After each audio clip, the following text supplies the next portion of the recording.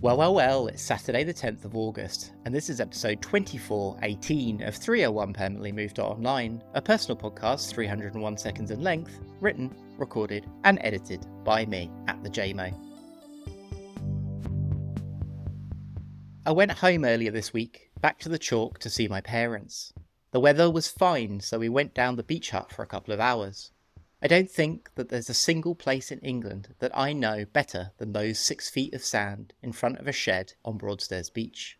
The hours over years of my life spent watching the tide, the way cliff shadows move across the beach, which wind direction will whip waves over the sea wall. Details change, but the place itself remains the same. When I was much younger, late 90s, early aughts maybe, a man would fly a red diamond kite with a bow tie tail. He would come down early in the morning and tie it to the pier. It would fly up in the sky above the bay all day, above the cliff top hundreds of metres out to sea. When the sun went down and the evening drew in, he would come back and reel it in, pack it down and go home.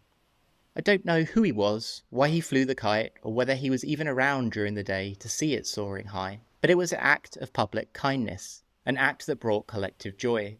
Over 20 years later, I think about that kite, just as I think about the birthday parties with friends from school. Mums and dads sitting on deck chairs chatting whilst we ran about in the summer sun.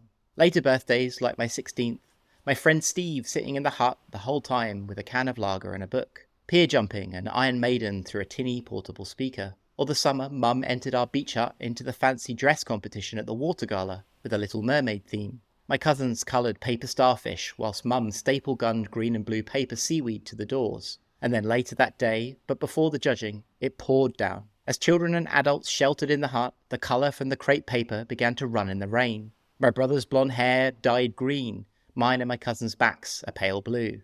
The sandcastle competitions that revealed budding talents, technically minded personalities and organisational skills revealed. Bossy 8-year-olds directing others into roles that suited people's strengths and ages. You fill the buckets, you pack the sand, and we'll all dig the trenches. The white noise rhythm of waves masking the hubbub of humanity around us on a busy day. Sunny afternoons with family members now long gone. My granddad in shirt and tie and trousers sitting on a towel, running his hands through the sand like he was casting a spell. And how, without fail, each visit, this magic, would reveal exactly enough change from the sand for all of us youngsters to have an ice cream each. My mum and I went looking for cowries along the shore this week. You cannot go to the beach at low tide without engaging in a hunt. It is tradition. Something happens when you comb for tiny shells along the strand line. The beach dissolves. What was once just sand, with attention, resolves into its individual grains, shells, and flecks of seaweed. The enormity of it all creeps in. The beach is a dynamic place, always moving, shifting, and changing. It breathes with the tides, reshaping and refreshing itself anew each day, every single day. I found 3 cowries, but my mum found loads.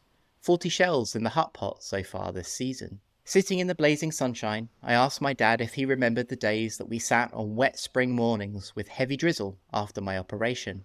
Not a single soul apart from us, sitting side by side in the hut, drinking tea from polystyrene cups, watching the rain and the tide. The beach is a special place where one world brushes against another. There are no greater pleasures in my life than watching the sea come in, sitting in a chair and picking a spot along the beach and watching. Wondering when the water will breach an abandoned sand fort wall, or overtop a sandbar and run down into a tidal pool. Whilst time and tide wait for no man, this man will happily wait for the tides. But more than anything, the most special thing about the beach is beyond the land and beyond the sea.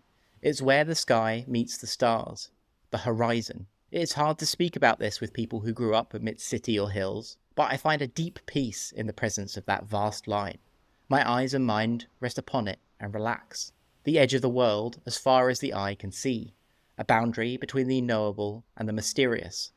Everything between you and it is knowable. When I look at the horizon, the complexity of life fades away, leaving a line on which everything can be settled, a surface on which to hang all existence. Sitting in a chair in the hut this week, I was struck by how this shoreline and distant horizon have been constants in my life. I chased the tides and sketched castles in the sand as a child. Now as an adult, I trace those same lines, memories washing up like shells at the shore, a kite soaring high, birthday laughter, and all the storms I've sat and weathered. And I realise that upon that 6 feet of England, I came to know the world.